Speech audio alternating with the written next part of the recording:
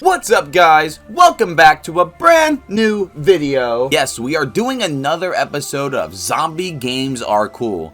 I know it's been a little bit since my last one, but hey, we're back at it again. The Resident Evil series is one of my favorite franchises of all time. I almost own every single game in the franchise, and some even multiple copies, but don't look at me, don't look at me! I even finally got around to adding Resident Evil Dead Aim to my collection. Now, Outbreak Case 2, got my eyes on you next. Well, 2012 was kind of a big year for the franchise because not only did the next mainline entry release this year, but also my personal favorite, second favorite Resident Evil game released this year. And that game, of course, is Resident Evil Operation Raccoon City, or Resident Evil ORC, which is commonly called, and what I'll be calling it for the remaining of this video. Now, for a long time, I have been wanting to talk about Resident Evil Operation Raccoon City. Well, released on March 20th, 2012, Resident Evil Operation Raccoon City is a non-canon entry in the Resident Evil franchise, taking place right between Resident Evil 2 and Resident Evil 3. Now, in the Xbox 360, Xbox Live video I did a while back, I did briefly go over Operation Raccoon City, but today I wanted to give ORC a proper video,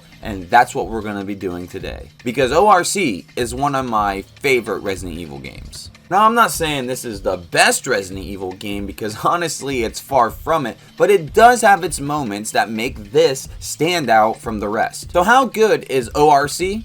Well, let's find out.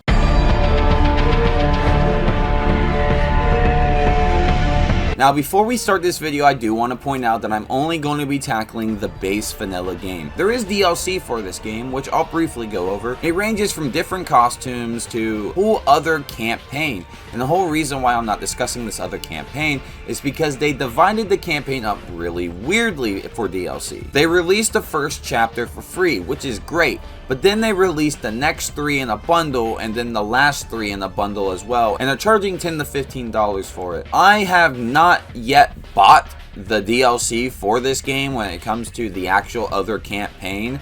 I have bought the DLC costumes, and I do like them. They do have the red eyes instead of the blue eyes, and I'm a big sucker for that. And actually, the whole reason why I bought it. But overall, I'll say the DLC for the next campaign really just fills in some blanks more than anything. However, my focus is what this game was at launch, just the base vanilla version of the game. So I guess if we're going to start anywhere, we might as well start with the story. So you play as the Umbrella Security Service Delta Team, or the USS Delta Team. Delta Team is sent up to Raccoon City underground labs, and after grouping up with Hunk, our mission is to retrieve William Birkin's T-virus research before he can give it to the military. On the way to the lab, the group encounters several UBCS mercenaries paid to protect the research in William Birkin. After dealing with all of that, we reach the lab, Birkin is shot off screen, then we leave with the research. Cool.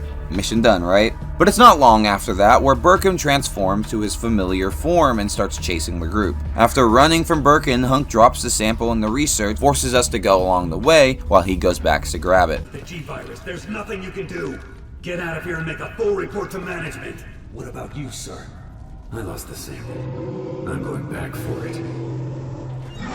While all of this was going on, the T-Virus leaked into the city, turning most of the city into zombies. So after getting their shit together, Delta Team is tasked to remove all evidence of Umbrella's involvement in the outbreaks happening. However, on their way there, they'll go through a gauntlet of fighting nothing but soldiers and zombies, eventually running into Nikolai, a STARS member from Resident Evil 3. Not really concerned or worried with Nikolai at the moment, they brush him off so they can continue on with their mission. It's here where we see Nikolai is quite a slippery bastard. Much like he was in Resident Evil 3, he's a two-time crossing snake. While we're destroying the generators, we happen to see footage of Nikolai betraying his team. After destroying the generators and burning the documents, the team finds herself on the theater stage, where Nikolai makes himself present. And after confronting him, he set off his booby trap, causing the place to explode and catch fire. On top of that, lickers start coming out and attack the team. Well, after you get done escaping all the fire and fighting off all the lickers, you then go up to the roof to evacuate. Well, I guess Nikolai had other plans, because it's revealed that he pulls out a sniper and then shoots down our pilot, causing the helicopter to crash into a building. Not only that, but Nikolai also pulls out a remote detonator, blowing up a shit ton of buildings in the process. But not only that, he managed to blow up the building that we were in, so we have to go back through the building covered in flames and zombies which are willing to overwhelm you at any moment. So not only is this chapter responsible for introducing the Lickers, but it's also responsible for introducing the Hunters as well. After the team makes it out of the fire-engulfed hospital, they find themselves going to the wreckage of the helicopter that just happened to grab EMP devices to attach to bigger servers to wipe out all of Umbrella's involvement on the T-virus research. However, Nikolai has taken the last EMP device, so it's up to the team to go hunt him down to get it back. This breaks out into a boss fight where the team must shoot up at Nikolai while he summons hordes of zombies to come after us while shooting us with a sniper. Eventually, upper management gets tired of the whole Nikolai fight and just tells us to move on, to worry about the EMP device, which happens to be in the church where Nikolai planted it with a bunch of bombs surrounding it. It's also right here where you happen to find an Easter egg in the game referencing the first Resident Evil, and I just absolutely love this. Before entering the church to grab the last EMP device, quickly go over to the piano and you might hear a familiar tune. That power grid.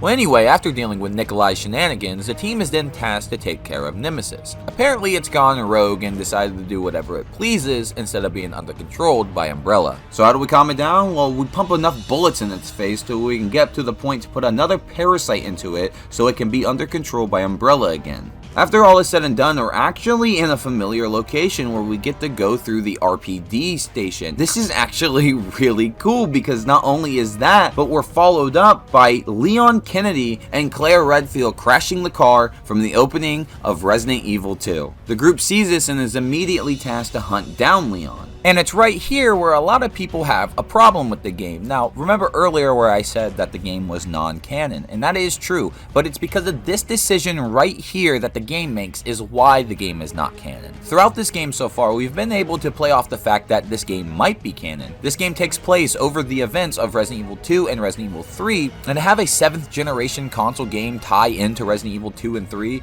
would have been really cool, but because the game makes you do a certain thing, it immediately non-canonizes it, causing the game to kind of feel pointless. After a while, you eventually hunt down Leon to the point to where the team eventually corners him, with Claire and Sherry nearby. You're told to take him out, but here's where the game kind of splits off. You can either kill Leon like Umbrella wants you to, but good luck with that, or you can choose to help him. I always choose to help Leon because Leon is my absolute favorite Resident Evil character, and I'm just an obnoxious fanboy of Leon, and no one's gonna hurt my boy Leon. But it's also most likely because I've never been able to do it. Leon is just a bullet sponge if you decide you want to kill him. I have been in the game for like 15 minutes where I was camping to where I could not kill Leon. I tried my absolute hardest and I just couldn't do it. But that's pretty much the story of ORC right there. Unfortunately, it's not canon, which means it's a spin-off, but the spin-off actually does a lot of cool stuff that I think gets underappreciated a lot. Being Umbrella's Delta Squad, going through Raccoon City, going through all these familiar locations as the bad guys, is a very unique perspective to tell the story from. The story's not really the best, but I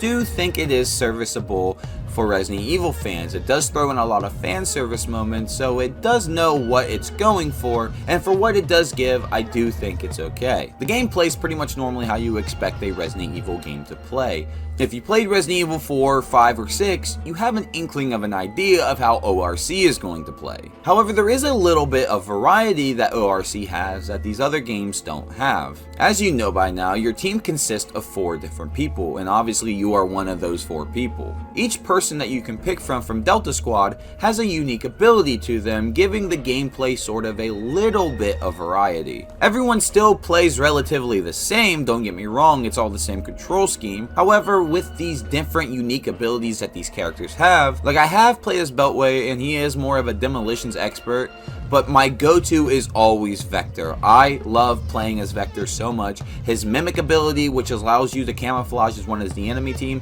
is so fucking broken in this game that you can just actively go over there and kill the entire enemy team without them even suspecting you.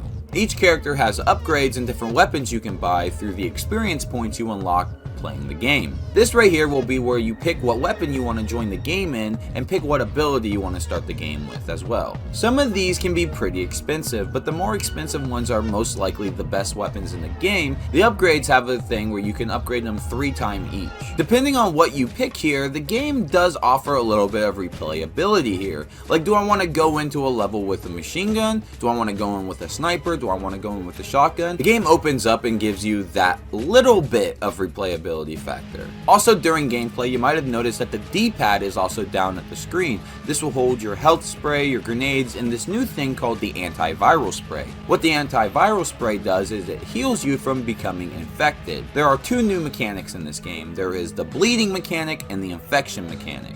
The infection mechanic is if a zombie hits you a certain amount of times or just on the luck of the draw, your screen will go all blue and you'll become infected. While infected, your health will slowly start to eat away, so you have to go find an antiviral spray to spray yourself off to stop the infection. However, there is some leeway with how you can play with the infection. See, when you're infected, zombies tend to ignore you because, you're one of them. So this can allow you to bypass a lot of the game's enemies. I'm pretty sure the higher up ones can still get you, but this will allow you to bypass a lot of the smaller enemies, so you can just make your way through the level, sniping them out, or taking your time and running around them all without being noticed. Then there's the bleeding mechanic. Perhaps the complete opposite of the infection mechanic. Not only does your screen go red, symbolizing that you're bleeding, but the entirety of the horde will come after you.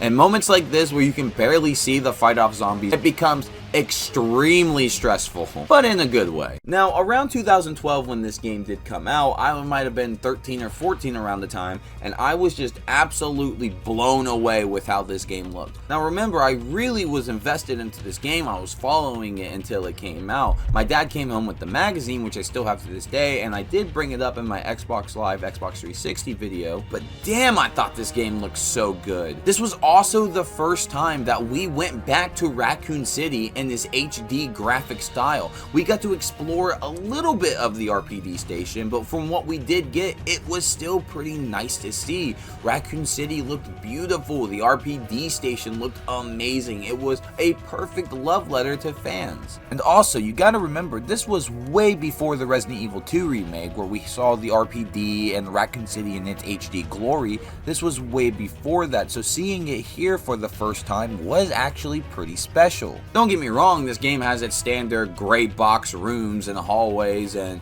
your average storage facilities and stuff like that, but when this game does shine, I do think it does look great. And hey, if you're playing on an Xbox Series X, well, this game is backwards compatible and they made the frame rate a solid 60, so hey, you can enjoy it there without the screen tearing, the lagging, and everything like that, and this game will pop at you.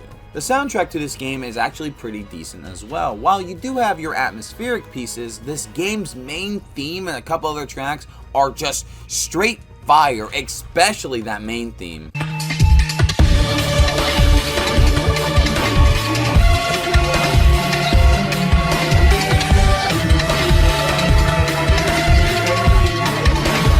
I mean, that main theme fucking slaps. I'm a big fan of the techno style it gives off. In fact, it actually kind of reminds me of the Metroid Prime title screen. I don't know, maybe that's just me. But when I listen to the Metroid Prime theme, I think of the Resident Evil Operation Raccoon City theme. But when I think of the ORC theme, I think about Austin Mahone's What About Love? Whoa. I got way off track there for a sec, so why don't we backtrack? So Austin Mahone was born April 4th, Now from the perspective I've been talking about when it comes to this game, I've only been talking about it as if it is strictly a single player game. However, this is actually a multiplayer squad-based shooter game. Now I know we're a bit into the video now for me to now just bring up that this game is also online multiplayer, but I wanted to talk about the multiplayer segment by itself on its own, so I figured I'd group it in here. So remember how I said that your team has 4 people and you can pick which member you want to be? Well, there's actually up to 6 characters that you can pick from, and whatever 5 you didn't pick, 3 other people can join in and be those characters. And I'm telling you what, when you have a full squad in this game of full able bodies and people that you know what you're doing and you can communicate with, this game offers what no other Resident Evil can offer. There is no full 4-player campaign in any other Resident Evil game.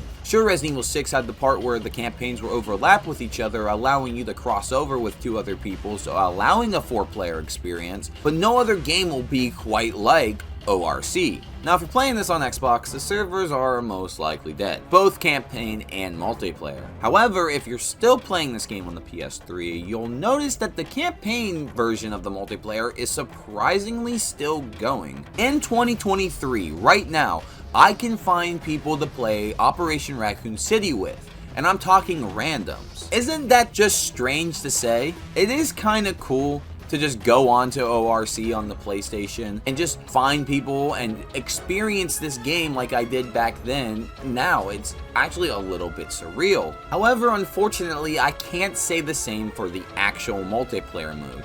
Both in the Xbox and PS3 version, this is just dead. ORC actually has a traditional multiplayer mode with a bunch of different modes in it. I never really bothered with anything other than heroes versus villains though. If you can get some people around who have copies of ORC, doesn't matter what console, and you can actually get onto the multiplayer and play it, I would totally recommend it because it does offer a lot of fun that I am sadly missing out on now. Resident Evil Operation Raccoon City is a great time overall. I always have a blast when I play it. However, that does not mean that this game is perfect, because it is far from it, and there are some things about this game that just drive me absolutely mad. So I thought it'd be fun if we talked about a few of those to kind of balance out all the dick sucking I've been doing for this game. There's a level in this game where you need to go and destroy evidence. So you go through the level pretty normally till you get to the part where there are nothing but lickers. Yeah, remember how I was talking about the lickers? Well, here they are. We're gonna talk about them right now. The AI on the lickers, I swear to God, is just absolutely fucking perfect. They always seem to hit me. I remember when I first played this, like my first run through, I got so fucking pissed off at this moment, and I still get mad to this day because of just how unfair and hard it is to get through the liquor part at the end of this mission. The human enemies, the mercenaries, when they shoot you, your health just drops, and sometimes that can be very difficult to play around. They're too powerful if you're slacking. Also, playing online with my brother right here, the game just straight up soft locked on us and would not let us continue. This hasn't happened to me before, but it was something I wanted to bring up. I mean, other than that, I have a few more minor complaints, but it's not enough to taint this game or make it bad in any way. I mean, the campaign is 5 hours long. I would like a more lengthy campaign, and I would appreciate that, but hey, I guess that's what the DLC is for, right? Please, please, just give us $30 more and you can play a whole other campaign fully. But overall, this game isn't bad, and it did get pretty shunned when it first came out. It has its flaws. But what game doesn't have its flaws? So if you got friends around who are willing to put up with you and willing to get a copy of ORC and willing to play it, I suggest doing it. This game does offer still a lot of fun to have. The game just never hit its full potential. With a little bit more work on it, we could have had something really special here. In fact, if they actually wanted to take the time to remake it and tweak it up a little bit, make a little bit bigger story, then I think we could have something really special on our hands. It's a game that desperately needs the remake treatment, and I hope we eventually get it with the way the games are going. Who knows, maybe in the year 2042 when this game becomes a classic gem that everyone remembers loving. Maybe we'll get it then. Well guys, that is going to do it for me. Resident Evil Operation Raccoon City is one of my all-time favorite Resident Evil games, and this has been a video I've been wanting to make for a while now, and now that I had the opportunity to do it, I am more than ecstatic that it came out the way it did. Every time I hear someone talking about Resident Evil Operation Raccoon City, I'm only hearing negative things about it, when in fact I had a very positive experience with it, and I wish more people had the exact same experience that I did. I have an Instagram, I have a Twitter, and you can go follow me. Both of those links will be in the description down below. Guys, let me know in the comments below, what do you think of Operation Raccoon City? Did you play it when it first came out? Do you not like it? Do you like it? I would love to know. Please let me know in the comments down below, and I'll get to you when I get to you. And hey, while you're down there, can we try to get this video up to 10 likes? That'll be much appreciated. And hey, while you're down there, I guess it wouldn't hurt you if you hit the subscribe button and the bell for post notifications, because I wouldn't want you to miss a single video of mine, and it takes like 3 seconds, and I would appreciate it. And well guys, that's gonna do it for me. I'll see you later.